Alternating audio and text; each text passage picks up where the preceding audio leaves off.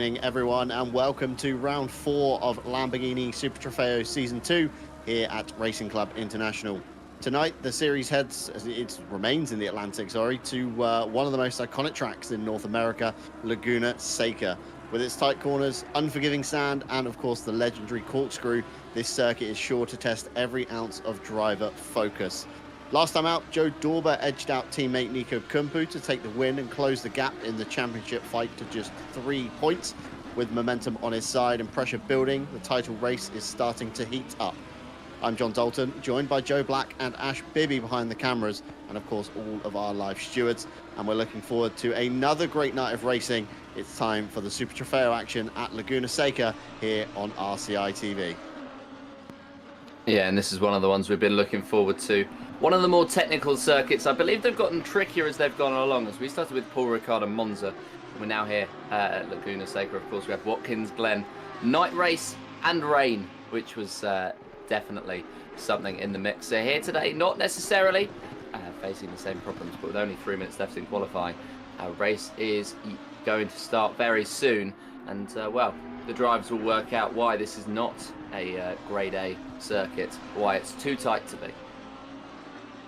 Yeah, indeed, very tight in some places. Qualifying way underway, as you said there, Joe. Badowski, your provisional pole sitter, although Joe Dorber chomping at the bit with Andy Boardman in close tow as well. Nico Kumpu, P4 currently, and then the biggest margin back so far to Raphael Huell in P5. Lily Armstrong, Roskam, Shipston, Martins, and Ted Ers, your man on the screen at the moment, rounds out your top 10. Ted Ers with a good improvement there, 123.887, puts himself just inside the top 10, starting alongside, of course, Raphael Huell. Just over 2 minutes to go, and as you said, we kind of started off a little bit simple, got a bit trickier, threw the weather into the mix as well, and today is no exception. Green track, 21 degrees in the air, 21 down on the track. So grip levels today, Joe, not going to be where drivers expect them to be, given the previous rounds that we've given them. No, I don't think it will be. And well, Tom Shipston just potentially feeling a little bit of that. Those drivers are going to try and well, adapt to the circuit at the very least. And well, they should be in, if they've practiced for a pretty good evening. Laguna Seca is one that feels pretty nice once you get it going and once you understand it. But it's certainly not an easy one to learn. Nico Kumpu up to the line now and improves up to the provisional pole position. A 1:23.132 is enough for that first place, just 1/100th ahead of Marko Badowski. And well, there's 4 drivers within a tenth of each other. That's how tight this season have been so far. Kumpu and Dorber, early championship contenders, and well, Boardman and Badowski look like they might have a say in this race. Yeah, I remember last season it was all about, Andy Boardman, at the front with Marko Badowski and, of course, Will Stevenson in the mix as well. And we've got equally 4 talented drivers at the helm of the field today. Peter Varga out of the last turn. He goes towards the start line, crosses it. Is it good enough for an improvement? It's not. It's a 1:24.555. However, not good enough to propel himself up towards Aaron Jackson, although across the line, still green, so still another lap in the bank to go for the Team Monkey Racing 508. A few drivers already calling it a day. Tom Shipston, Mike Redford, Peter Lundqvist, Aaron Jackson, and Damien Lowe, to say the least, as Joe Dorber sneaks his way to provisional pole. Nico Kumpu now sharing the front row. Badowski, the only driver really with an answer. Boardman back to the pit lane, so it's locked between 3 drivers at the top, Joe. Marko Badowski, Team Monkey Racing, coming through the final sector of the lap, of course, down towards turn 10. Banked tricky corner, got to use all of the inside line, a bit wide on the exit of 10. Hard on the brakes for 11, get it nipped into the apex, but be careful of the anti-cut, and again, exit curbs, be careful of track limits as Marko Badowski comes to the line. Is it going to be good enough for an improvement? And it isn't. A 1:23.250. That cements the number 45 into P3. Lily Armstrong now towards the line for the Kaiju Police Department car. Not good enough again for an improvement there. So I think this grid, Joe, pretty much locked in now as we see lots of drivers back to the pit lane. Yeah, and they're all going to have to lock in if they want to get up to those at the top. I think the defining part of this season, so far at least, has been Dorber and Kumpu. They've just been able to pull out performances when they have really needed to. And, well, at the moment, in this qualifying session, they've pulled out laps right at the end. It looked like Badowski might be on for pole, but Dorber and Kumpu there, just finding that extra little bit, that extra tenth that's able to take them over the line. And that is why they are both of the drivers in contention for the championship, at least, or so it looks at this point. Fastest first sector, though, for Marko Badowski. He can take that positive away. And he can also take the positive away that he is under a tenth behind Andy Boardman as well, with a good qualifying lap, just over a tenth behind that pole time. But Joe Dorber just about edging out Nico Kumpu. Yeah, got to think Rebound Racing front row lockout once again here in the Lamborghini Super Trofeo. Badowski's going to have a tough ask getting through either of the two, because I'm sure one of them will yield to start their race progression off strong and try and escape the field like we've seen in previous weeks. Of course, Andy Boardman shares a row with Badowski. Lily Armstrong, Raphael Huell in the mid-pack, with Tom Shipston, Ted Ers bringing up the rear. Theobald Roskam, Miguel Martins on P10. Benz in P11, Redford P12, Peter Varga and Matthew Malcolm just behind them. Peter Lundqvist P15, Aaron Jackson P16. That's a low start for Jackson. Expect to see him climbing up through the field. Richard Whittle P17 and Damian Lowe will round out the 18 drivers on the server tonight. So 18 drivers. Doesn't seem like a lot. However, this has been a very action-packed series from the get-go. And of course, we do have your championship standings to come, and we can see where drivers are going to be once, of course, the green flag gets underway. We can start seeing who is going to be fighting for points along the way.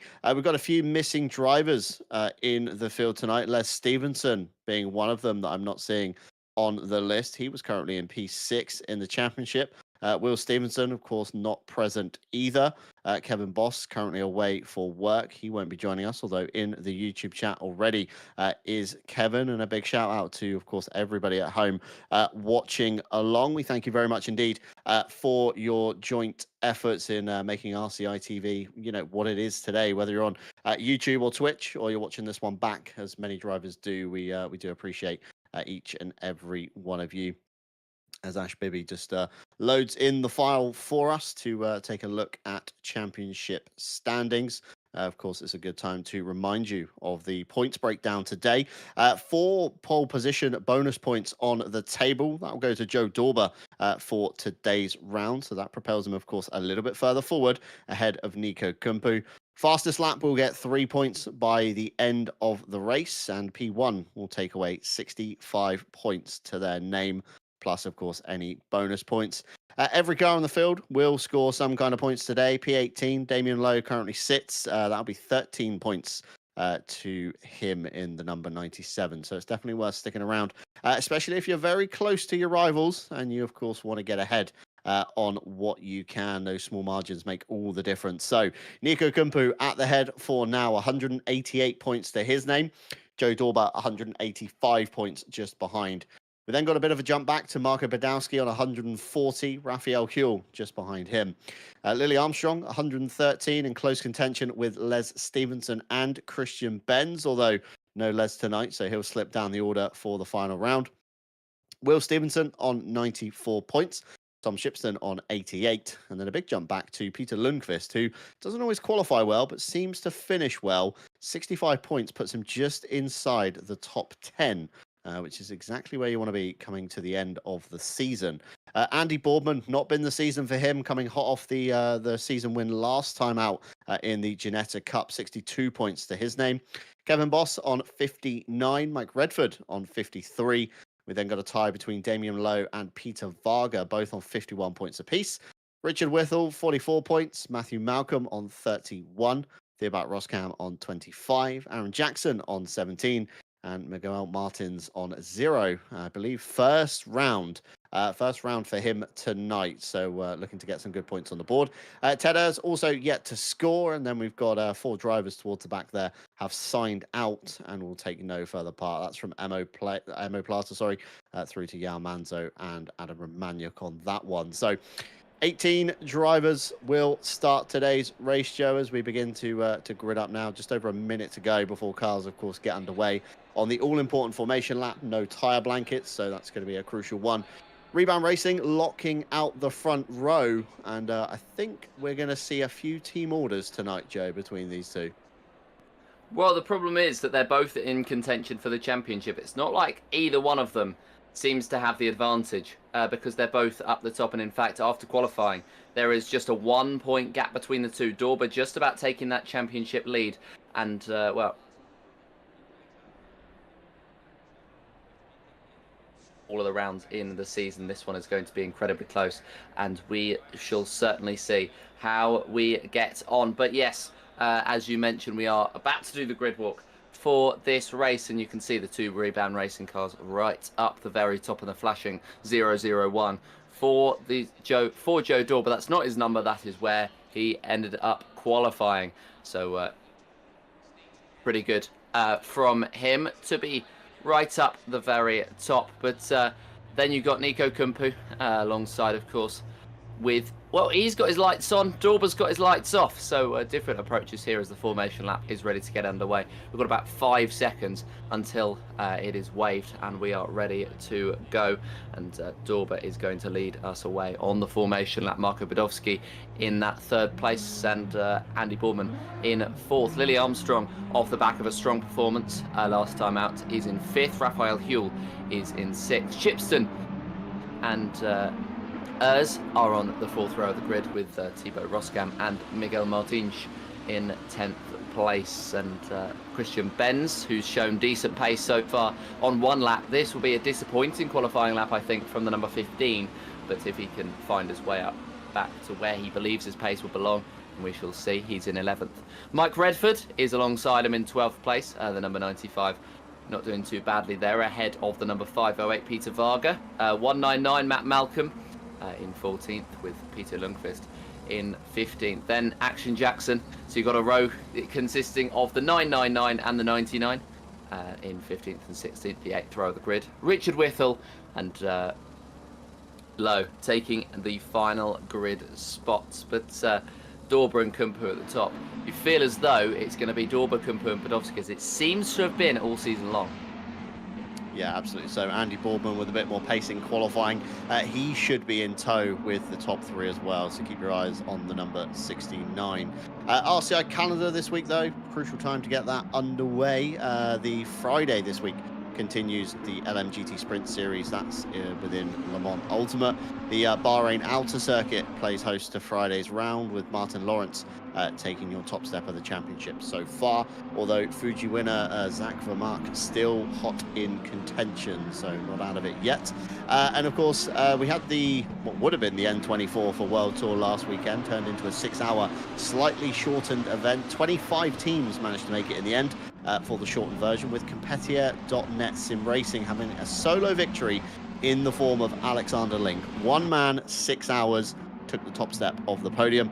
Drive Just Boys made it onto the podium with tonight's championship duo, Joe Dorber and Nico Kumpu on the bottom step, and a couple more honorary mentions in the form of Carrie Arnold and Tom Watts, who also finished a solo attempt at the N24. And let me tell you, that is not an easy feat, although shortened to 6 hours, made it a bit more bearable, but still 6 hours of the Nürburgring.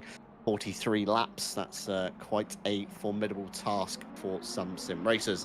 Tonight, though, only an hour on the clock, so should be nice and easy. Standard sprint race format for tonight's race. Mandatory stop on the cards. We'll get to that later on when it happens, but cars now getting ready for the green flag. Rebound Racing lock out the front row. Marco Badowski and Andy Boorman in the back. Keep an eye, Lily Armstrong, right-hand side of your picture, 3rd row, going down in towards the Andretti hairpin. That could be a spicy send if ever I've seen one. The green flag waves, the lights change, and everybody cascades over turn 1, down towards what is turn 2, although the official kind of second turn here. Badowski up the inside already of Nico Kumpu, trying to capitalize early and not let Joe Dorber escape. as they head round to the third turn now. This is where it gets a bit messy sometimes as cars go for the same bit of road, but everybody through single file in the back of shot. Everybody looks clean as well, and Joe Dorber's managed to get an excellent start, breaking away from Nico Kumpu, who's got back through Marco Badowski already to defend the rear of the 777. But Andy Boardman still in close tow. Lily Armstrong and Raphael Huell not giving up yet. A little bit of a gap back to Tom Shipston, who looks like he's getting swarmed towards the kind of mid part of the lap as the cars begin to head up the Rahal straight down towards the corkscrew, the first kind of real serious braking zone. Everybody edging to try and make some ground. Lily Armstrong closing up well to Andy Boardman as the cars drop through the corkscrew. The sudden kind of change in altitude can be a little bit disorientating sometimes, especially for maybe VR drivers, as they don't quite know where to look. But lap one nearly done as they come down to the final corner. Nobody close enough to make a late lunge. In the back of shot though, the kind of pack bunching up somewhat. I think that's around the Mike Redford, Christian Benz kind of areas. They all kind of stand on the brakes for the final turn. Looks very congested in the back of shot, but at the front, Joe Dorber takes the race lead for the first lap here at Laguna Seca, although for 3 or 4 drivers actually, if you count Lily Armstrong in that pack as well, very close in tow, Joe. Yeah, it's going to be very close, I think, in these early proceedings as the drivers make their way through, and that is a heavy braking zone. For, I believe, that to be Ted Ers in behind Tom Shipston, who took a very late braking zone just to try and get out onto the exit, but does so pretty successfully. Looked like he may have come under pressure from Roscam, didn't quite, as behind these drivers there's moves being made, and I think that may well be Peter Lundqvist getting his way past Matt Malcolm for P15. Varga looking for a move on Mike Redford, can't quite do it. And, well, he just can't quite get the run for the time being. Redford staying in 12th place. We've got a replay of the race. We have an incident involving Miguel Martins as he goes down the inside. And actually, he's the one on the outside and gets squeezed just that little bit wide. And not ideal there for the number 62.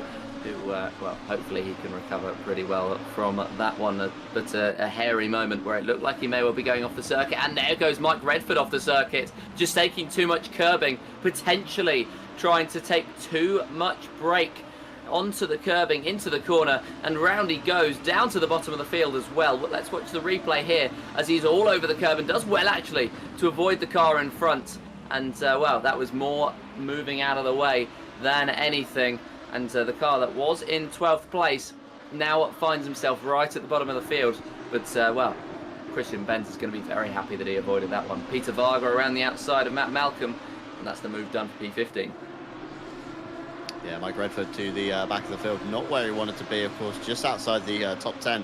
I think it was Christian Benz he was trying to avoid on the brakes, took to the curb, and of course, once you kind of touch curbs and the dust in GT cars, it really does upset. The ABS, of course, doesn't want to stop you as quickly as it would if you were on the racing line, and it's really awkward to kind of get your car pulled back over.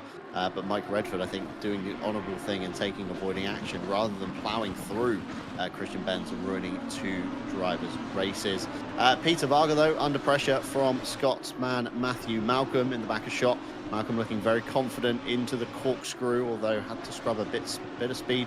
Couldn't carry as much through as he'd liked, and Peter Varga beginning to break away a little bit as more dust is being kicked up. Drivers really kind of pushing the track limits here tonight. Lap 3 though, Joe Dorber a second clear at the front. Theobald Roskam in another rebound racing car finds himself latched onto the back of Ted Ers in the number 48 as they head down to the Andretti hairpin. No move to be made there, but certainly closing up the gap somewhat is Theobald Roskam. It was 0.2 on the line, so it looked relatively close. A move could have been made, but early on, Joe, I think drivers just kind of wanting to bide their time. Of course, we've seen a few battles decided by penalties in the late stage from our live stewards. And of course, not forgetting the pit window we have here tonight, where every driver needs to add a litre of fuel and take a set of tyres, which will, of course, change the dynamic of the race depending where you take your stop, as we see on board with Andy Boardman here, coming through the mid part of the lap, through turn 6 before the Rahal straight, got very close to the back of Badowski, and I think both drivers running equally as wide, so maybe track limits could be striking them quite early on as well, and collect too many of them, you're going to see yourself with a trip down pit lane. Indeed you will, and we've seen a couple of those come out in the past in this series. They're not ideal when they happen, but if you can avoid them, then you'll be in a pretty good place. Andy Boardman right on the rear of Marco Badowski now, and well, Badowski, that gap has opened up just ahead to Nico Kumpo in the last sector. It was 9/10 of a second, as there we go. Andy Boardman has gone into the back of Badowski. It just looks as though on that last lap, Boardman was a lot more set. But of course, it's not just about who's quicker in racing, but it's also about the racecraft. And Andy Boardman just getting the exit. Looked like he had an opportunity to go down the inside. And in the end, he's made contact with Marco Badowski. And round goes Badowski down to 11th place. And well, Andy Boardman is going to come under a lot of scrutiny from the race stewards now. Yeah, we'll keep an eye on the stewards chat to see any decisions that they have made, and we'll be bringing you them live, hopefully, as they come through. But that, of course, does promote Lily Armstrong up onto the bottom step of the podium. With them comes Raphael Huell, and Boardman's kind of split Huell and Shipston with where he has come back on. I think he did try and wait for Badowski, but again, live stewards don't really care anymore about the waiting. It used to be a slightly reduced penalty in the old stewards handbook, but the revised version, it takes more into account the penalty and you know, everything given in that sense of things, rather than what happened after. It's all about what happened during the incident. And of course, on paper, Boardman turned Badowski through turn number 2. So we'll have to see how that one goes down. Lily Armstrong, though, with Raphael Huell in the mirrors, the pink-fronted Oregon Team Lamborghini.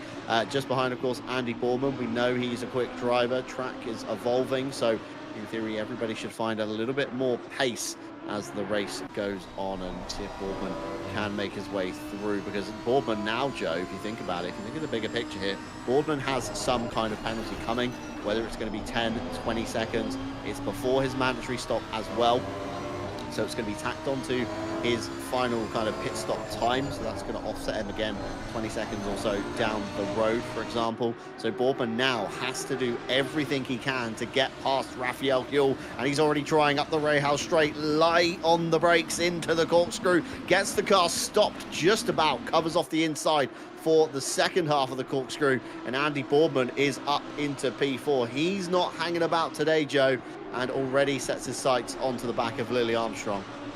Yeah, he really isn't, and he looks so much quicker than the rest. You saw that move that he's made just there on Raphael Huell. You saw as well how close he was getting to the back of Badowski, so he feels quick, and he feels this is his opportunity to fight up at the top, at least for a podium, as Lily Armstrong is 3.2 seconds behind Nico Kumpo now, so the gap is pretty big, but Andy Boardman is going to look to try and bridge it.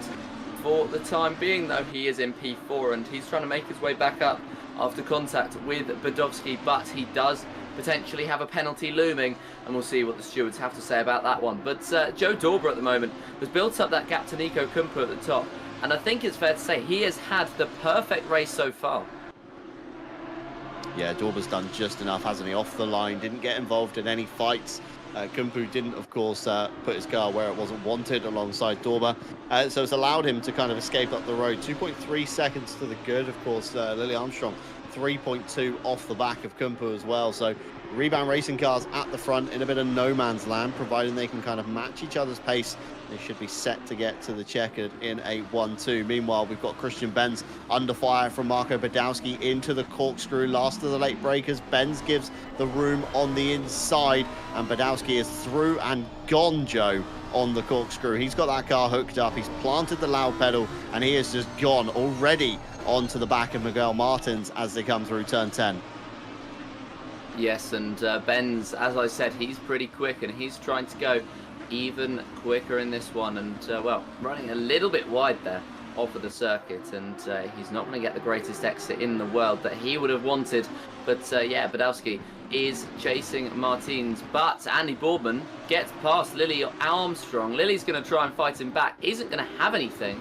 And, well, Andy's going to make his way through. Lily running wide, Andy taking the opportunity. That's what he thought he could have done before on Badowski, but this time Lily ran actually far enough wide that Andy was able to take the position. So he moves up into 3rd place now. Now he tries to bridge the gap between himself and Nico Kumpu. It's going to be a steep task, but if he can do it, then he will be successful. In the meantime, Marco Badowski gets past Miguel Martins, and he moves up into 9th place. Yeah, up into 9th place indeed for Badowski. He is on the comeback drive of his life now.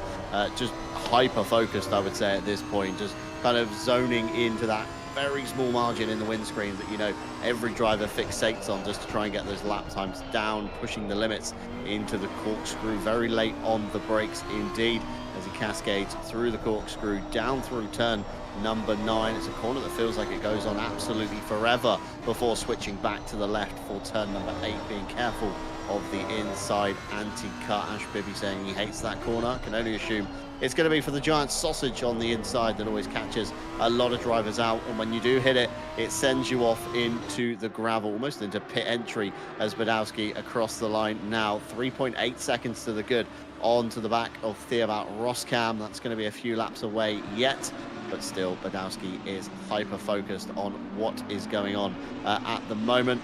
We do have our stewards reports coming on through at the moment very slowly. We've got lap 2, turn 10, involving the 508 and the 99. That's Aaron Jackson and Peter Varga. It's a 5 seconds for the number 99 for avoidable contact. And then we do have the result from Boardman and Badowski.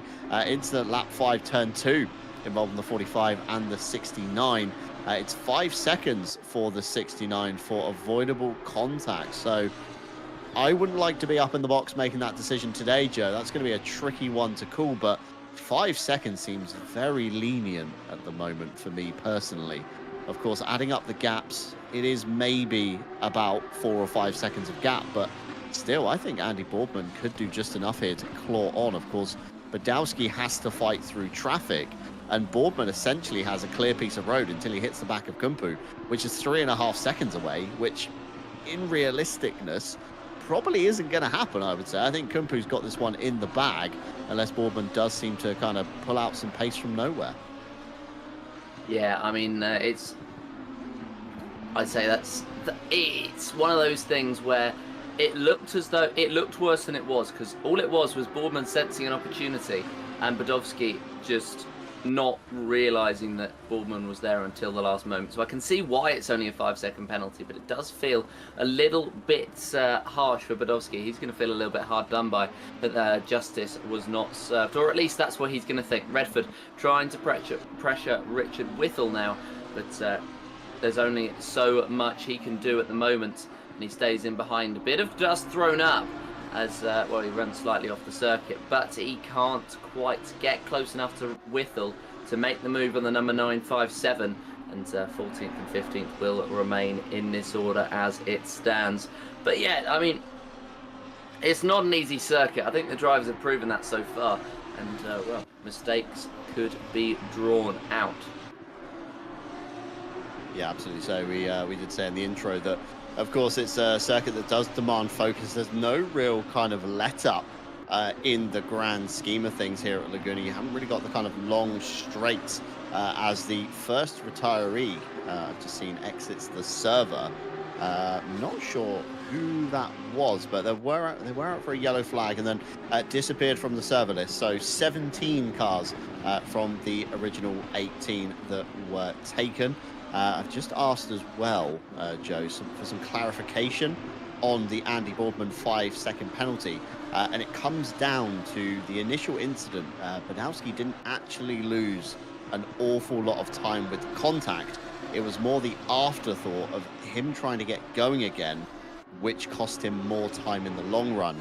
So stewards judging purely based on the incident into turn number 2, of course, the Andretti hairpin, and not judging so much on how much time was physically lost overall. So Boardman could be relatively safe from Badowski here, unless Badowski again pulls out some miraculous pace. Boardman already dropping time to the back of Kumpu, so I think he's going to be relatively happy sitting in P3.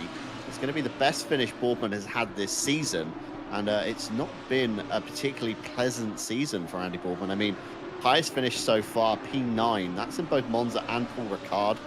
Finished P50. I don't even think he finished, actually, last week at Watkins. You might be able to correct me on that one, but shows 0 points of finishing in a P15. So I can only assume that he threw the towel in at Watkins. And yeah, highest finishing position, P9. Yeah, and I mean, it's not been the greatest season from him. I think he's shown glimpses of pace, but there's not really been much in the way of results. And, well, now he's got a sniff of an opportunity. He's trying to take as much from it as he possibly can. As Christian Benz, there's a bit of contact there between Christian Benz and Miguel Martins. Martins trying to get back through, and Benz just trying to hold that outside line. So initially Benz gave him a squeeze, but then Martins tried to take an inside line, potentially where there wasn't one. And, well, they both go round in a little bit of a half spin, both getting back on the circuit all right, but losing a couple of positions, which isn't ideal. And, well, they're both behind now, Peter Lundqvist and Peter Varga. But, yeah, Benz won't be happy about that one particularly. Of course, the first incident could be deemed hard racing, but Martin's just sort of searching for a gap that was never really there. And, it didn't come off. Again, going to be another tricky one to call for the stewards, and makes my life a lot more pleasant knowing that I don't have to call those kinds of incidents up here in the comms box. We do have one more incident to report on, though. Lap 8, turn 2, involving the 45 and the 62. That was, of course, Marco Badowski and Miguel Martins in the wars again in the number 62. So no further action there. Deemed a racing incident, minor contact, as we see Ted Erzkar slipping away from him in turn 3 as he tries to get onto the back of Tom Shipston just ahead in the number 60 RPMS entry. Behind, though, he does have Theobald Roskam, not to be slept on. Roskam can be a very quick driver in the right scenario, so I'd be watching your mirrors if I was Ted Erz and Tom Shipston. I certainly wouldn't be watching my mirrors with that terrifying face, as always, on the front of Ted Erz's Lamborghini. Yeah, don't blame you. You've mentioned before that it gives you nightmares. And, well, I am not surprised, especially when they head through the corkscrew and you get a better view of those eyes right in behind Shipston at the moment.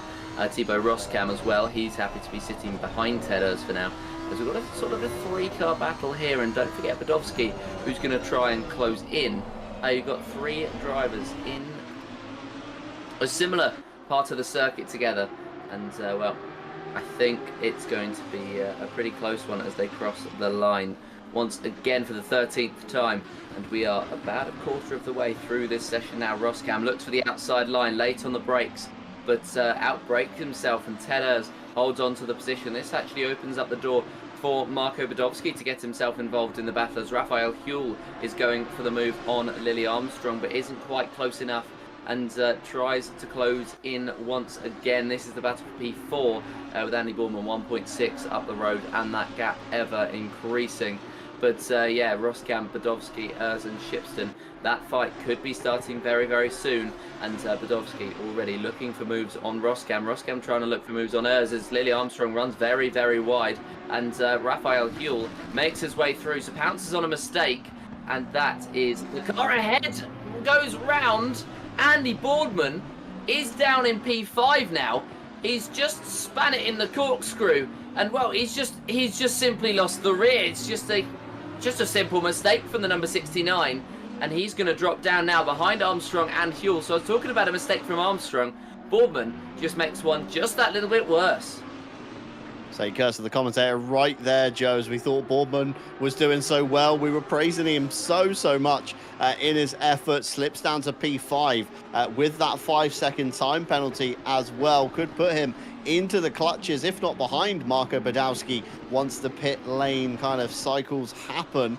Of course, Andy Boardman does have to serve his penalty in the pit lane. Aaron Jackson down the bottom has already cleared their mandatory stop, so their 5 seconds will be added on at the end of the race. So it's almost better to try and get your time penalties out of the way in the early stage, because then you can kind of undo them towards the end of the race. But for Jackson, not able to do so.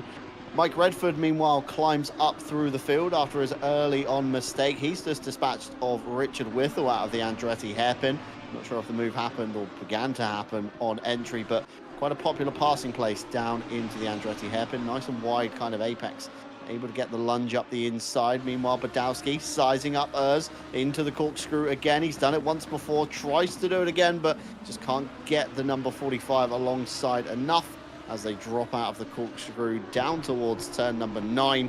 I think Badowski could be setting his sights on maybe a final turn move, or quite possibly in towards the Andretti hairpin. But Badowski certainly looking very fired up. Now he probably knows Andy Boardman slipped down a few, and I think an unintentional move there from Badowski. Kind of, we weren't even expecting it up here. Ash had cut back to somewhere else, and Badowski now up the inside of the number 48, Ted Urs. But will Urs retaliate down into turn 2? I don't think he's close enough.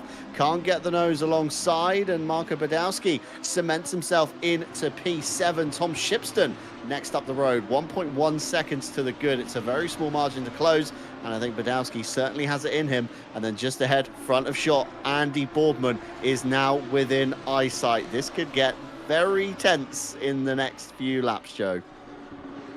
It certainly could, and Andy Boardman is going to try and go very aggressively to try and catch back up, but he could therefore make mistakes and drop back into the clutches of Shipston, Badowski, Urs, all those drivers in behind. But if it does work out, then he gets to be closer to Lily Armstrong than ever before. The gap maintains the same between the two, and well, just further down there is battles going on. As the further we get on in the season, it seems, the better the battles seem to be getting. And Peter Varga going for a move on Peter Lundqvist at some point soon. The battle of the Peters for this P9. Lundqvist braking very early, Varga braking a lot later, but he can't quite get within range to open up an opportunity. Not that the corkscrew is an overtaking opportunity at the best of times, but he still stays in that 10th place and looks to continue to pressure. In the meantime, Raphael Huell has been passed by Andy Boardman, and well, that P4 is back in the hands of the number 69, who's trying to close in on the cars up ahead. And well, he's certainly had a good start, but Shipston closing in by 0.3 of a second, and well, Badowski closing in as well. He's gotten to within a second of Shipston and built up a gap of 0.2 back to Ted Urs. Badowski is closing here. Yeah, I think he's a man on a mission to get back towards the front end of the field. Of course, P3 in the championship at the moment, 140 points to Joe Dorber's 189, doing the comms box maths, taking in the pole position. Of course, bonus points that Joe Dorber has taken away from today. So the gap is kind of opening even more for Badowski to kind of have a late charge back in the season. Highest finishing position, P2 for Badowski in Monza, lowest being P8 last time out of Watkins Glen. So a good kind of haul of points across the board, but not good enough to contend with the likes of Nico Kumpu, who has had a win and 2 seconds. Joe Dorber's lowest finishing position, P4, although having the bonus points from Watkins Glen and 2 wins under his belt has kept him in the title race as well. As we see the battle of the Peters going down to the final corner, and there's contact. There's been a Peter punch up, and there's more blows being delivered on the exit as Peter Varga tries to get underway again. Peter Lundqvist spinning around on the exit, drivers taking avoiding action. Let's take a look. It was a very ambitious lunge, I think, from Peter Varga. Peter Lundqvist saw it coming, trail brake towards the apex to try and cover it off. The blows were traded, and both Peters getting back underway, but not without some damage there. as Peter Varga slips to P12. Peter Lundqvist to P11. Mike Redford now up into P10. He's capitalized on what was the drama of the last turn there. So, great to see, but not so great to see for the stewards. They're going to have to cast their eye over that one and decide which Peter was in the wrong. Yeah, Peter, I think it's going to be Peter Varga who suffers the consequences of the stewards, but we're going to have to see. Tom Shipston, by the way, in the meantime, he came into the pit lane, and he's the first of that sort of lead pack to come into the pits. Is that somebody going very wide up the top of the hill, and a mistake being drawn out from Miguel Martins means that he drops down. Many drivers actually going wide there. We saw it from Lily Armstrong a couple of laps ago, where they went wide. Raphael Huell into the pit lane, and the action is starting to get underway. The pit stops are starting to be drawn in, and the penalties are starting to be applied soon, as Whittle was trying to get the slipstream off of Varga, who also dives into the pit lane. But now is the opportunity for the undercut to be activated. Huell and Shipston have gone for it, and we'll see where Shipston comes out in relation to Huell, in fact, as they cross the line to start the 18th lap. Yeah, indeed, getting on here at Laguna Seca. The sun is beginning to rise in game. Track status optimum, 21 degrees in the air, 21 degrees down on the track. So we should start seeing some tyre pressure adjustments certainly coming in to the latter half of the race. A few drivers, as you said, electing to split the race in half. It's quite a popular thing we see with these big wide open pit windows. We either see the drivers coming in relatively early to pull themselves out of sequence, out of trains, and away from all the drama that's building up in the field, versus those that then split the race down the middle, take half the fuel at the start, half the fuel towards the end. And of course, with the tyre change required in the rule set tonight, it's kind of stupid to not drain the fuel out at the beginning to split the race in half that way, to make your car a little bit lighter in the midsection. And then we of course see the guys that put a lot of fuel in at the start and tend to run towards the end of the pit window. We typically see the race leaders doing this kind of thing because it does, Joe Dorber right now, clear air in front of him. There's a little bit of traffic coming through the next sequence of turns heading up towards the corkscrew, but they're still many laps away yet. So Joe Dorber relatively unfazed as he drives through the sunrise here at Laguna Seca. Nico Kumpu 2.3 seconds behind Lily Armstrong, dropped back 7.7 seconds behind Kumpu, and Boardman just 2 seconds behind Lily Armstrong as well. And Badowski 3 seconds now off the back of Boardman. We'll have to keep an eye on that fight, see if it does come to fruition. Maybe Badowski seeks some revenge for what happened earlier on. Just looking at the last lap times, Badowski and Boardman relatively similar. I mean, Boardman, 123.772, Badowski 123.682. So you're literally talking kind of hair's difference between the two at the moment. But could we see a mistake out of either driver that separates the fight, or possibly brings Badowski in much closer? As Miguel Martins onto the back of Richard Whittle now as they head up towards the corkscrew across the Rahal Straight through turn 6. Is Martins going to be close enough? I don't think they are. Remains in line behind Richard Whittle, but I think there's going to be a move very shortly between these two, and hopefully this time it's a clean move, unlike what we saw just a few laps ago. Yeah, I think that's the key thing now. There's been a few risky moves in this race so far, and you think about Andy Boardman looking for an opportunity down the inside of Marco Badowski. Of course, the two Peters coming together, not the ideal situation. And then, you're just seeing a lot of mistakes being drawn out, which is where the overtakes have come from. But at the moment, they are we're just searching for a clean move, and Miguel Martins could be the first one to make that move. He's right behind Richard Whittle, and he will feel faster, the 62, much quicker through the first couple of corners. And now he's just searching for an opportunity, potentially a mistake from the 957, or just a little bit of overspeed out of a corner, which means that he can draw alongside and ahead as they head out of the tight technical first sector and into the second. But he's not going to get quite close enough, and he's still going to sit frustrated behind, try and search for an opportunity. Is the opportunity on the exit of this corner? Yes, it may well be, as Whittle runs wide, but so does Martins, who gets a bit squirrely on the exit, and he's not going to be able to make his way through as, they head up the hill towards the corkscrew. Is Martins going to try and go for a move down the hill here? It's going to be very risky if he does so, and he actually backs out of it.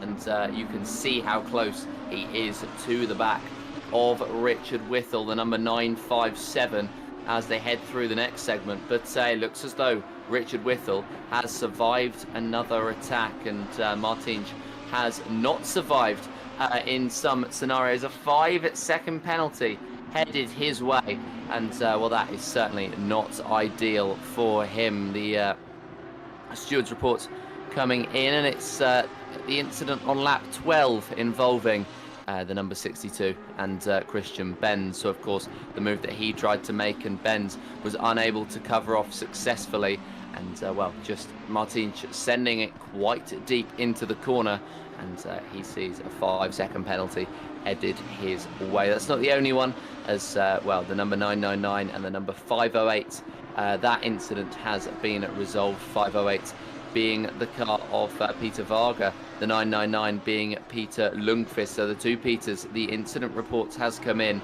and it's a 5-second for the number 508, so it's a 5-second for Peter Varga, and well, a warning for the number 999, and it's saying that it was sort of a split decision, but the number 508 in the end appears to be more at blame.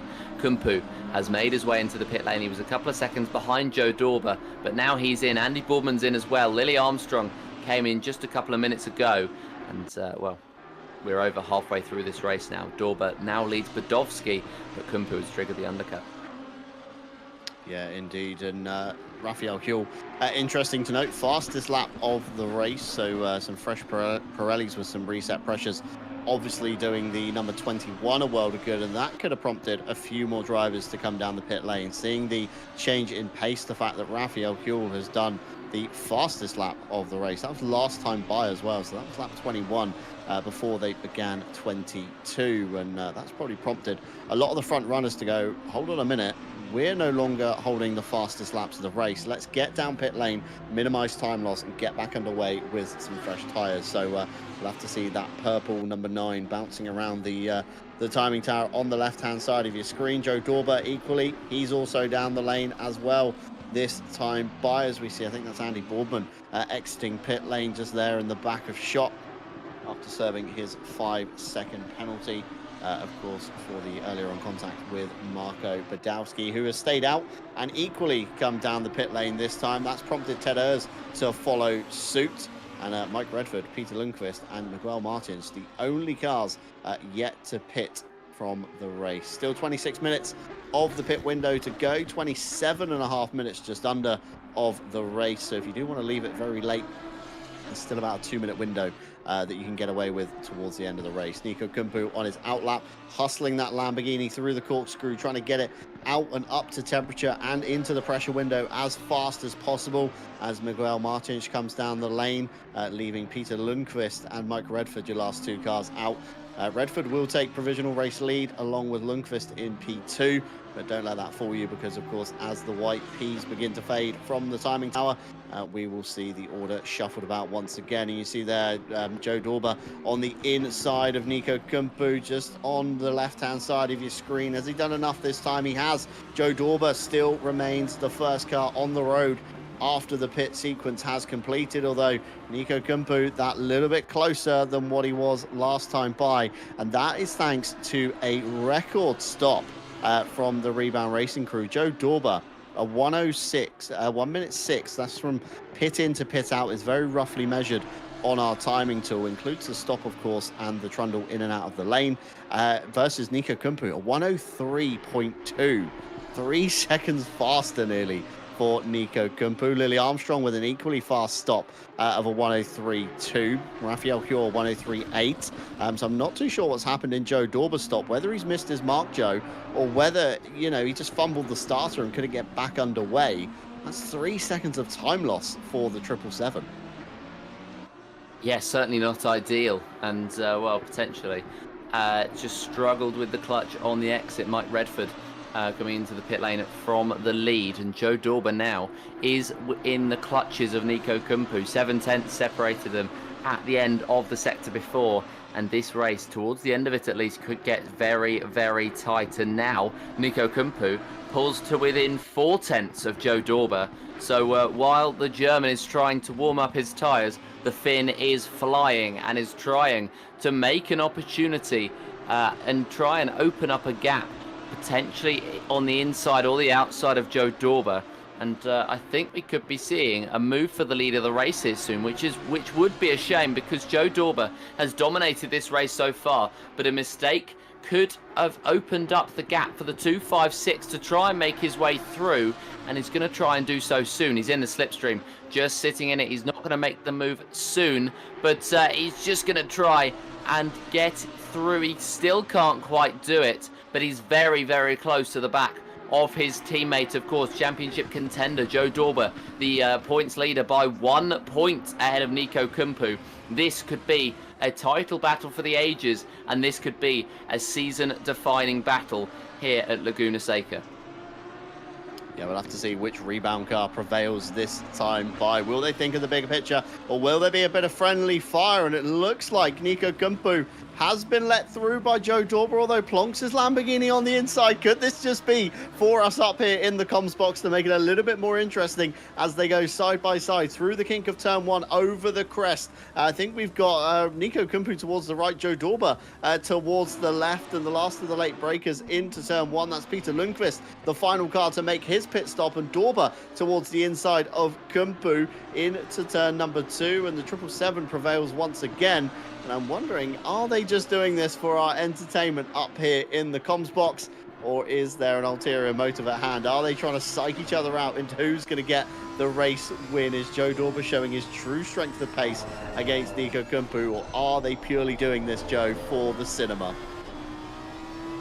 Well, I don't care either way. We're getting a good battle on our hands. Joe Dorber ahead of Kumpu, as he was at this point last lap. But Kumpu started to threaten in the final sector and into the first, and he could be threatening once again, looking around the outside, which switches to the inside for the corkscrew, sensibly not making the move, but Dorber potentially has gone a little bit deep into the corner. Can't quite take advantage, can Kumpu, simply because of the fact that Joe Dorber just went on the exit full throttle trying to get the exit, and he did so successfully. And Kumpu unable to take the opportunity to head down to the straight once again for the 26th time. And Nico Kumpu right on the rear now of Joe Dorber, as he has been over the last 2 laps, and trying to make a move again. But it looks as though he may well be sitting behind Dorber, trying to draw out a gap. He has done 5/10 over the last lap. And Nico Kumpu is going to have to sit back, reset, and go again in a couple of laps' time, I think. But the number 256 is certainly threatening and trying to force a mistake. Yeah, I think both of them are thinking. Of course, they're both in a position to win the championship overall. Like we say, Joe Dorber leading by a singular point after the bonus pole position points are awarded. Coming into this round, Kumpu led by 3 points over Dorber. So maybe they're doing a little bit of in-car math to see how they can make this one interesting heading into the final round next week at Bathurst when we head down under. Kevin Boss not revealing the weather for next week yet. Will he be evil and set it to wet, or will it be a nice dry race? We'll have to see if the mountain will become a river at any point in time. And just as we head down into turn 1 here, Peter Varga up the inside of Damian Lowe. Those two actually friends outside of the RCI community, within a community called GT Hub, and they might be lending their services towards the iRacing scene later on in the RSS Championship. Keep your eyes peeled for what is coming in that one. Of course, sign-ups are still open for the RSS Endurance Championship if you do want to get involved over on the website at the moment. We are accepting mid-season sign-ups for all of our events, I believe. LMGT Sprint Series, RSS Endurance Series, the Super Trofeo Season 2, as we see just ahead there, Damian Lowe sliding a little bit wide. That's going to open up the door to Richard Whittle, possibly into the carousel. Last of the late breakers. Can they both get it drawn up in time? They do. They both make the corkscrew. It's so easy to overshoot that corner in the midst of a fight. And of course, the World Tour on the website at the moment. Next round being Suzuka June 14th, so still quite a way away yet on that one. A big thank you as well tonight. We've had a few subs going on in YouTube and Twitch. Kevin Boss, a member for 20 months. That's for an RCI TV supporter. And over on Twitch as well, Callum Kerrigan giving us his subscription. That's a tier 1 for 5 months over on Twitch, as we see Miguel Martins trying to fight back on Richard Whittle here, but Whittle, the favoured side of the road, he will prevail in the fight for now. And also down below, if you do want to support us in any way, bottom left-hand side of your screen, the partners have been revolving round for this evening. Of course, Ready Set Sim, Coach Dave Delta, Green Man Gaming, IMB Raceware, and Moser Racing.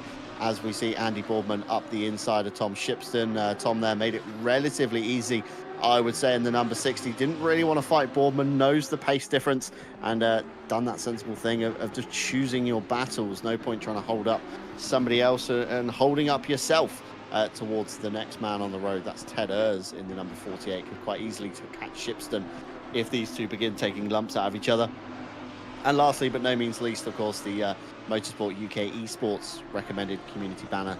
Quite a prestigious thing to be able to display, and of course does open RCI up to Motorsport UK Esports community. And if you do want to get involved with those guys, head on over to the website. They do have a paid membership, which does include an iRacing discount among other perks last time I did check. So if you are a paid member of Motorsport UK Esports, of course a wealth of benefits there as well. Joe Dorber currently leading. Nico Kumpu still after a few laps ago. No real change at the front, although 9.5 seconds now back to Lily Armstrong. This one is kind of almost cemented in tonight's result, isn't it, Joe? Dorber and, of course, Kumpu 1 and 2, or will it be Kumpu and Dorber 1 and 2? Time will tell, but very much so, you can say they are clear of Lily Armstrong and the chasing pack, unless they begin to take lumps out of each other, which we have seen with some of these teams before.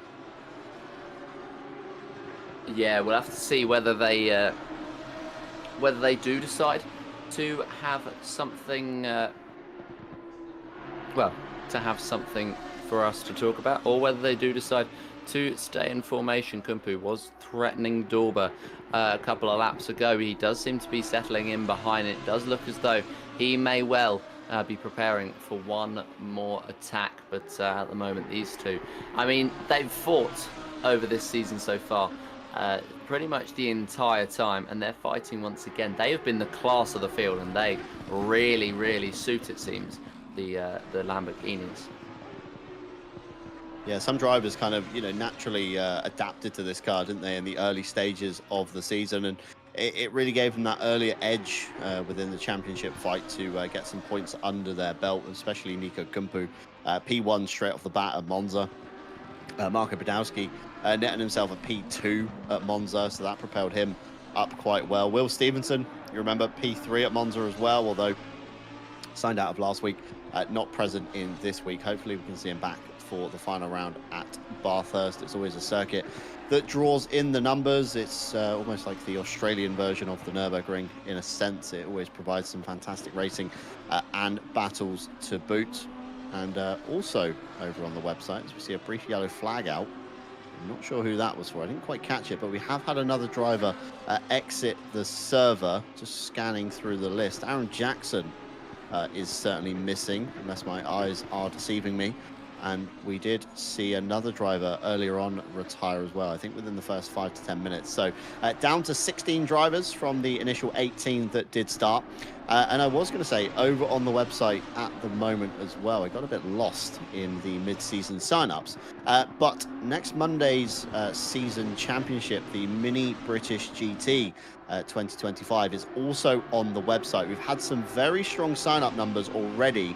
And the sign-ups only opened this evening. We've got 18 out of 50 slots available, so be quick. Don't miss out on this one. But it is basically a mirror to the IRL British GT season. And that's, of course, been cooked up by Kevin Boss, our Monday event admin here on RCI TV. And, of course, it's GT3 and GT4 multi-class open for selection. So the less loved series, I would say, within the ACC realm. The GT4 cars make an appearance. But following the real-life series in calendar format, including the flyaway round at Spa, half race distance of the real-life series, and a mixture of BOP. So for GT3, we'll be basing it off the LFM BOP there. But for GT4, we'll be bopping it ourselves. And of course, remember how close the RCI BOP has made the World Tour GT3 cars. And imagine drawing those GT4 cars all together in a pack as well. So it should make for some very interesting racing. 14 sign-ups so far in GT3. And we've got 8 sign-ups so far in GT4. So be sure to get your name down. Get involved in that one. And I'm very tempted to race that one, Joe. British GT, just soft spot. Don't know why. Absolutely. I mean, do it. Go on. Do it. Why not? It would be very, very good to see you there. It'd be great to see everybody there, of course, as it is. John, you should be doing comms from inside the car. It's been done before, and it could certainly be done again. Don't forget as well. In the past, one of my favourite parts of these car races is seeing the interviews with the drivers mid-race as Richard Whittle gets through on low and moves up into 14th. But whenever they randomly jump into the radio of one of the drivers who gets instantly thrown off by it, I think we should do that to you.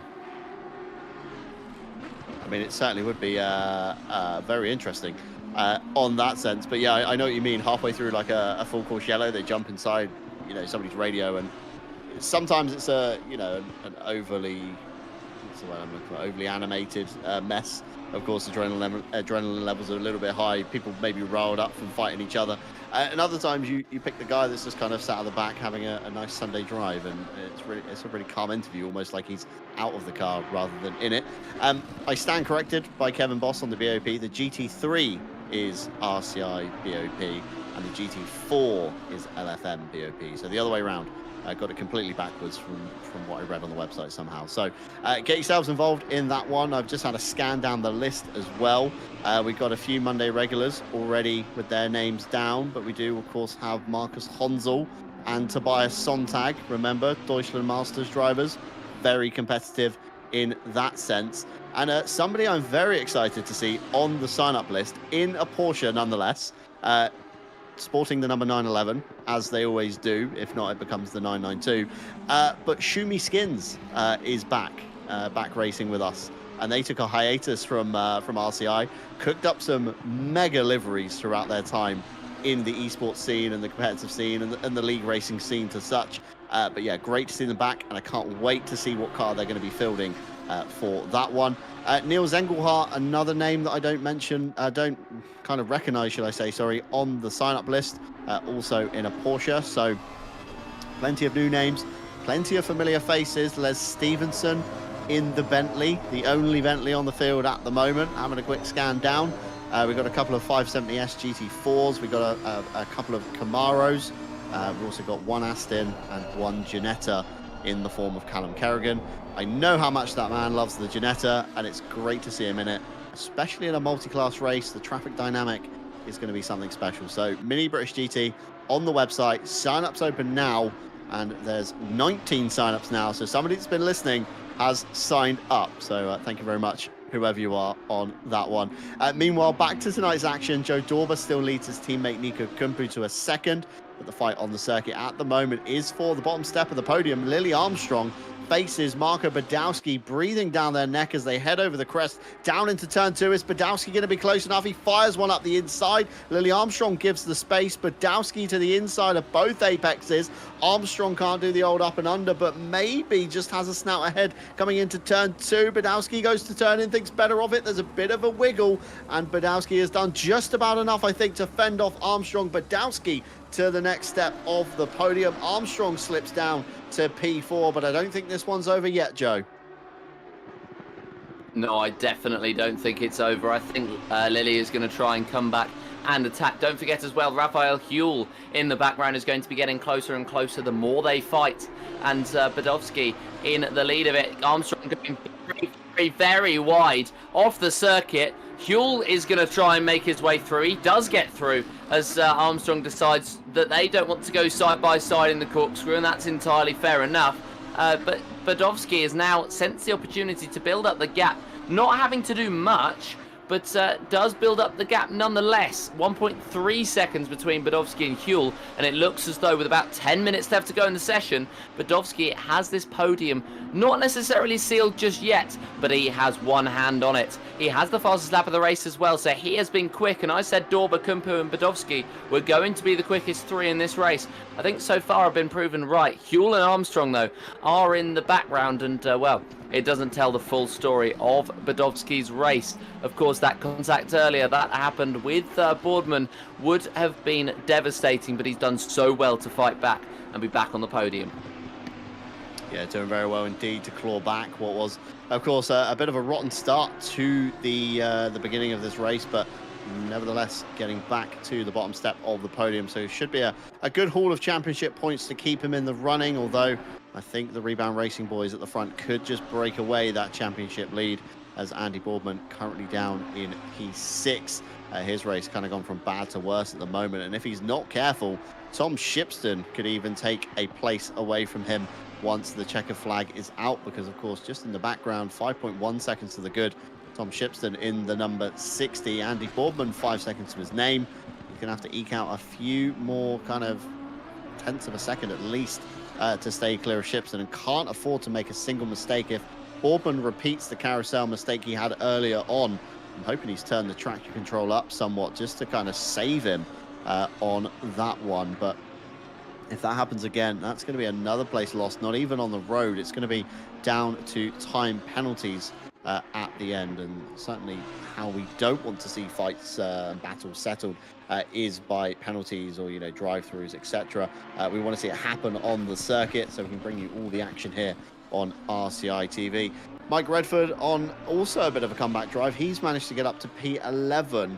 Christian Benz 4.1 seconds to the good, just ahead of him. I'm not sure if Redford has got the pace. Just looking at the last lap times, 1:24.3 for Benz, 1:24.5 for Mike Redford. So Mike's got a bit of a big ask. 8 minutes on the clock, unless Benz makes a mistake. I think Redford's going to have to settle for P11. And Ted Ers and Tom Shipston getting a bit close. This could aid Andy Boardman, Joe. If these two fight, Boardman can certainly open up that gap a little bit more and put himself in that safe zone from the 5-second penalty. I think he could do, and well, I'm sure he's going to be hoping that Shipston potentially gets scared. With those eyes in the background, you can see as we're watching on board, looking back at the car in front, or at Ted Ers' car at the front of Ted Ers' car to be more specific. But yeah, Shipston 5.7 seconds behind as Andy Boardman desperately tries to hold on to P6. So far, I think I mean, he's looking successful, and he's going to try and go quickly. You know that he has the pace so far. He has demonstrated on multiple occasions that he has the pace to build away from Tom Shipston. In fact, he showed podium pace earlier on in this race. Shipston crosses the line 5.9 seconds back, so Boardman's found 2/10 in that final sector, and well, he's certainly showing the pace of somebody who wants to cling on to that P6 and will do anything to do so. Yeah, absolutely so. They will fight it out amongst themselves, as we've seen many a time. I think Rebound Racing don't particularly have the team orders in suit. I think it is literally just as the drivers go, the main role not being to take each other out. I think of the race is the key part here. Joe Dorber last time by a 23.7, Nico Kumpu a 23.3, so Nico certainly the quicker driver of the two. Key thing to note though, Badowski fastest lap of the race to his name. We did speak earlier on about the point split, 3 bonus points to the fastest lap of the race, and Badowski finishes in P3. Should see 56 points to his name for the championship honours, which of course will throw him away from Raphael Huell a little bit behind. Again, the bonus points will help that fight. 140 Badowski to 125 for Huel, so that should leap him up the order somewhat. Of course, Dorber and Kumpu will propel themselves ahead. As we see a position change late in the race, Richard Whittle gets past Damien Lowe. I'm not sure if Lowe made a mistake, but I think this fight was on for quite a while, and Lowe breaks a bit too late. Whittle has to open the steering, and Miguel Martins tries to split the two of them, gets round Damien Lowe, and puts himself between Whittle and Lowe. Could even get another position here, but Lowe very late on the brakes. Whittle saw it coming, and luckily opened the steering, otherwise that could have been 2 cars round with just over 5 minutes to go. Could have been, but it wasn't. But they are certainly getting very, very aggressive for these lower positions, as they're not fighting for many points, but they are just fighting, of course, for points, but at the same time, they are fighting for glory. Miguel Martins with no points on the board so far this campaign, and he's going to try and attack Richard Whittle into the final couple of corners down the inside. He may well look into the first, but as they cross at the timing board, it's going to be Whittle who leads Martins. But for how much longer, as Martins looks around the outside, he's going to go later on the brakes, but he's actually outbraked himself, so cannot get the run into the inside of the next corner, and Whittle is going to hold on to it. And well, in the meantime, they've built up that gap to Lowe of 1.2 seconds. And Whittle and Martins are still going to go at it for that 14th place. Martins, inside line. Can he take it? Whittle's going to squeeze him as it becomes the outside line for the next corner. And Whittle, who just took that racing line, was able to hold onto it. Don't lose sight as well of the 2 rebound racing cars in the background trying to come through and lap them. They could have an effect in this battle just as much as Whittle and Martins can have an effect in their battle as well. They head down towards the corkscrew. Whittle ahead and gets the better exit. He holds on to it. P14 is his. Dorber and Kumpu trying to catch. There's just about 5 tenths between them, and they're about a second off of the back of Damien Lowe. So this is the time for the battles for the top and the bottom to be decided. We've got about 3 minutes 30 left in the race, and it's all yet to be decided. Kumpu right in behind Dorber as they head down the main straight. Is he going to make the move? I don't think so. I don't think the slipstream is powerful enough from that far back. And, well, these couple of battles feel like they're going to go on till the checkered flag. Yeah, for sure. Slipstream normally kicks in around about 0.6 of a second within ACC. So Kumpu certainly in that slipstream range, although not going to profit too much from it. Typically, the longer straights really help these GT cars kind of stretch their legs, although Kumpu is closing that gap through the first sector. Dust being kicked up ahead, possibly from Lowe in the back of the train. Maybe he could use the 2 leaders to open up the door towards Whittle and Martins as they begin to fight again towards the corkscrew. Through the Rahal straight they go on this one. And interesting to note, actually, I've just noticed Andy Boardman with another 5-second penalty to his name. This comes from an incident on lap 25, turn 11, involving the 96 and the 69. So, of course, that's Andy Boardman. The 96, Theobald Roskam. It was 5 seconds for Andy Boardman for avoidable contact on that one. And an incident lap 26, turn 2, involving the 256 and the 777. That's, of course, Nika Kumpu and Joe Dorber that you see on your screen at the moment. Damien Lowe staying way out of the leader's way, possibly quite sensibly in the final corner there, allowing those 2 to go through. No further action. The 256 makes contact with the 777, but the 256 loses out more, so nothing to be had there on that one. And Joe Dorber will continue his onslaught towards the lap traffic. Here we've got Peter Lundqvist darting around Christian Benz, trying to find the inside line into turn 5, but just couldn't get the car, kind of swerved enough and thrown up the inside. Peter Lundqvist with, Peter Varga with a front row seat to the fight ahead. He's probably going to bide his time in the Team Monkey racing car to see if these 2 come together. He could slip through and net himself P11 out of this one. Of course, we've already seen the two Peters coming to blows earlier on in the Peter punch-up in the final corner. And fingers crossed we won't be seeing that one again. I think Peter Varga probably learning from his mistake somewhat on that one. But Christian Benz, cork in the bottle at the moment. We're kind of approaching the last lap. These guys will get this one and one more as the race leaders are behind them. I don't think Joe Dorber is going to slow up enough to cut the race short, so I think it will go one more lap. Hopefully everybody has calculated enough fuel in these cars as Peter Lundqvist goes to the outside of Christian Benz and can't quite get it. Looks like maybe a problem for Peter Lundqvist as Peter Varga goes up the inside. Has Lundqvist got enough fuel, or did he just want to abandon that fight knowing that Varga's got the 5-second penalty and knowing that he's going to inherit the place anyway, and maybe let Varga have a crack at Benz and see if he can open the door for him as well? Yeah, I think it's going to be one where Peter Lundqvist is just going to try and wait for the two ahead to have an almighty scrap, as Benz and Varga have both been involved in separate incidents today. Varga trying to go for the outside, but Benz cuts it off. Lundqvist is waiting in the wings as the checkered flag is waved, and whoa, Peter Varga is being squeezed to the inside by Benz there, and that is not what you want to see on the last lap of a race. Yeah, not what you want to see indeed, as Peter Lundqvist having to take avoiding action. Christian Benz there running wide, and that's exactly what Peter Lundqvist wanted.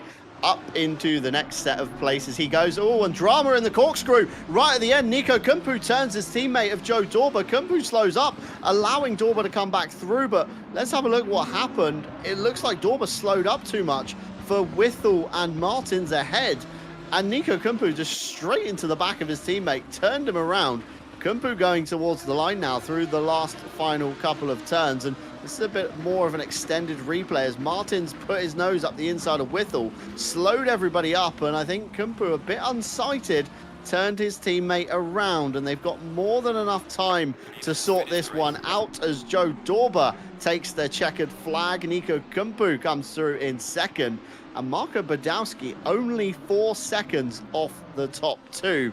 That gap was 12 seconds at the middle part of that lap. You can see the frustration from Andy Boardman in the background. Did he do enough to keep Tom Shipston at bay? He did.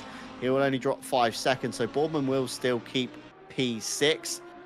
Meanwhile, Lily Armstrong has come through P5, Huell in P4, Tom Shipston P7, Ted Urs in P8. Theobald Roskam will be your next car across the line in P9. Christian Benz unfortunately didn't get another lap. That was P15. Peter Varga, again, no further lap for him. He'll finish P16 as Theobald Roskam comes across the line. Mike Redford, good comeback drive in the end here. He was all the way at the back of the field come the first couple of laps, Joe, all the way back up to P10. And that's a kind of prime example of why you should never give up, even in these shorter races. Anything can happen. Mike Redford gaining 8 places, back up into P10. Well, Redford's not the only driver who demonstrated that, because look at that driver third on the podium. And, well, he had an incident earlier on. Marco Badowski ended up on the podium, and what a race from him. I really don't think that can be understated how good it was, as Miguel Martins is going to be our final finisher today in P14. And, well, will take us across the line to finish our round around Laguna Seca. It's Joe Dorber on top, Nico Kumpu in P2, and Marco Badowski, as I say, doing incredibly well to stay in the race and fight his way back up, all the way back up into the podium.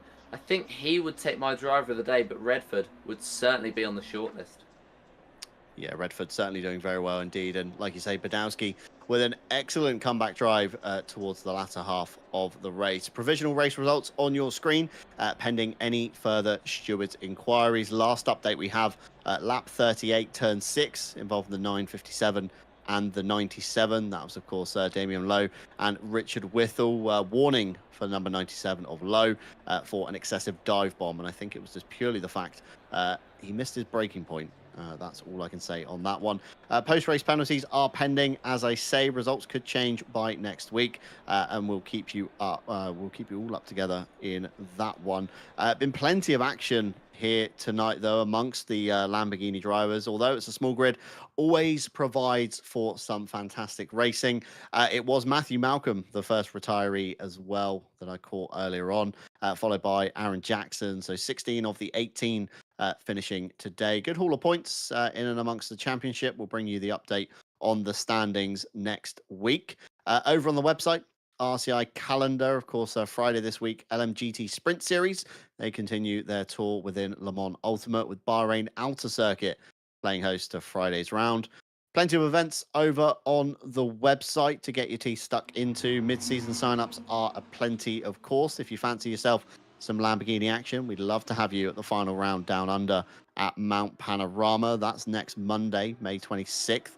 We do, of course, have the RSS Endurance Series. That's within iRacing. They're not even halfway through their calendar yet. We head to Watkins Glen May 31st on that one. We then got World Tour. Of course, they've just done their shortened round 2, which should have been a 24-hour, shortened to a 6. That was a fantastic race. Took place on Saturday, just gone. 25 teams actually made the grid, with Competitor.net Sim Racing having a solo victory in the form of Alexander Link. Drive Just Boys also made it onto the podium. And tonight's championship duo, Joe Dorber and Nico Kumpu, got P3, with a few more honorary mentions in the form of Kerry Arnold and Tom Watts, who also finished a solo attempt of 6 hours. It was about 43 laps from memory on the race results, so that's some feat. 6 hours of the Nords, not an easy one. And as we alluded to earlier on in the broadcast, tonight the signups have opened for the next Monday Championship very early, earlier than what Tim Peck used to do. Not Tim Peck, sorry, Tim Ireland he used to do. We had Tim Peck earlier on in the chat. 19 out of 50 signups already, and it's only been open, I would say, maybe about 6 hours or so today. So get your name involved in that one. It's multi-class GT3 and GT4, following the real-life British GT calendar format, including the flyaway round at Spa. It's half race distance of what the real championship runs, and GT3 will be RCI bopped. GT4 will have bop from LFM, as we saw Matthew Malcolm taking a quick exit there from the corkscrew. That could have led to his earlier on retirement. So highlights providing good insights as always. And lastly, but no means least, partners. They've been revolving around in the bottom left-hand side of your screen. You can find all their links down below, from Ready Set Sim, who aim to simplify sim racing. They're also putting up €400 in the RSS Endurance Series prize pool. Coach Dave Delta, faster lap times start with Delta, a setup and data analysis app for iRacing, ACC, LMU, and even Gran Turismo 7. That completely boggles my mind every time I read that partner. Green Man Gaming, where you can buy games and game keys with Green Man Gaming. Get the best prices, awesome bundles, and exclusive game deals daily. And you can find our affiliate link down below for any future purchases via those guys. Lots of games on sale at the moment. Ready or Not, $26.99, 40% off. That's a good saving right there. That's a game I've had my eye on for a while. IMB Racewear, providing fully custom designs to allow sim racers and real-life racers to make the impact they've always wanted in their clothing. You can check them out down below. Also, they were a title sponsor of the Community Series not so long ago. Moser Racing, who we partnered with last year, a leader in high-quality sim racing gear. Moser Racing, of course, has everything now in their arsenal to boost your racing experience. Be sure to check out their link down below. And lastly, but no means least, Motorsport UK Esports, where we're a recommended community. And we've seen a few new faces migrating over from there as well. One post-race incident to cover just before we jump off tonight. Lap 42, turn 7, involving the 15 and the 508. It's a 5 seconds for the car number 15. That's for avoidable contact. That was Christian Benz. Of course, he did finish down the back end of the grid. And another one just coming through now, lap 42, turn 9, involving the 62 and the 957. It was for overtake with contact, although position returned. So stewards taking note there. That was Miguel Martinch and, of course, Richard Whittle in their fight. So now we've rounded that out. We've seen a few highlights. We've seen some thrills and spills. We've got some good clips for social media, certainly from tonight's race. All of RCI's social media down below. We're having a big push within the Instagram and various other platforms that we're on at the moment. So be sure to drop us a follow. We'd love to see you over there, and especially see races from your point of view, maybe in your cockpit. Tag us in your stories, tag us in your posts, and you might make it on to the RCI social media as well. Of course, we thank every one of you for joining us tonight, whether you're watching live along, you've been lurking, been interacting with us, or you're a driver watching back the race. We thank you very much indeed. You can, of course, find more action on RCI TV this Friday when the LM GT Sprint Series heads to Bahrain. You can join Jesse on the broadcast for that one. Usually Katrina joins him as well, so be sure to join those guys on Friday. But from tonight, from myself, John Dalton, from Joe Black alongside me, from Ash Bibby behind the cameras, and of course all of our live stewards that make this possible, we thank you very much for joining us on RCI TV. We hope you have a wonderful rest of the week, and we hope to see you on Friday for some Le Mans Ultimate action. Take care. You ready? 3, 2, 1, go. Get behind the wheel, let's go. Grip the road, feel the flow. Thunder roaring, steel alive. Live this dream and drive.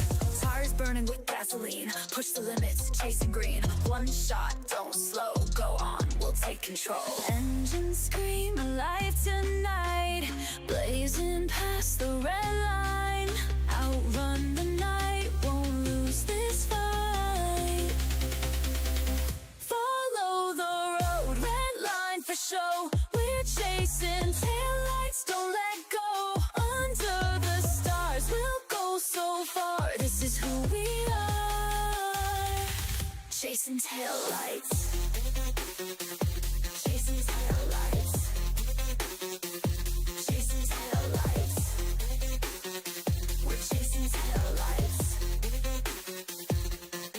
The miles they fade, but they don't die. Faster now, the hours fly by. Sweat and gears, hearts in sync. On the edge, on the brink. Clock ticks down, stakes are high. One mistake, we kiss us goodbye. Don't slow down, we're not done. Finish line for the strong ones. Engines scream alive tonight.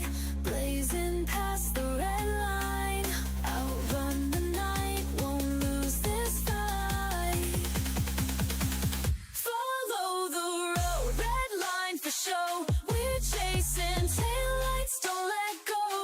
Under the stars, we'll go so far. This is who we are. Chasing taillights. Chasing taillights. Chasing taillights. Chasing taillights. Feel the rush, see the goal. Every second, take control. The world blurs, time won't wait. We rise, we fight, we accelerate.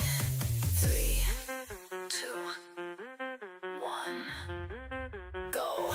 Follow the road, red line for show. We're chasing taillights, don't let go. Under the stars, we'll go so far. This is who we are. Chasing taillights. Chasing taillights. Chasing taillights. Chasing taillights. Chasing taillights. Chasing taillights. Chasing taillights. We're chasing taillights. We're always chasing taillights.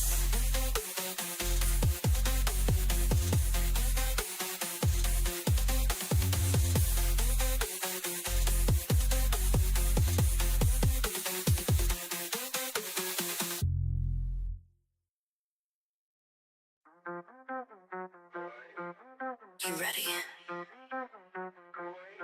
3, 2, 1, go.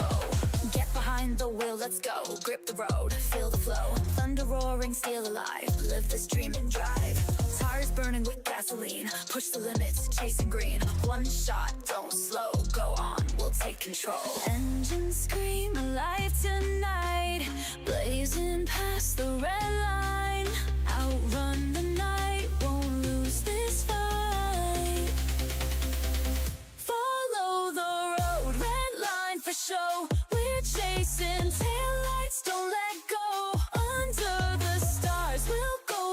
before. This is who we are. Chasing taillights.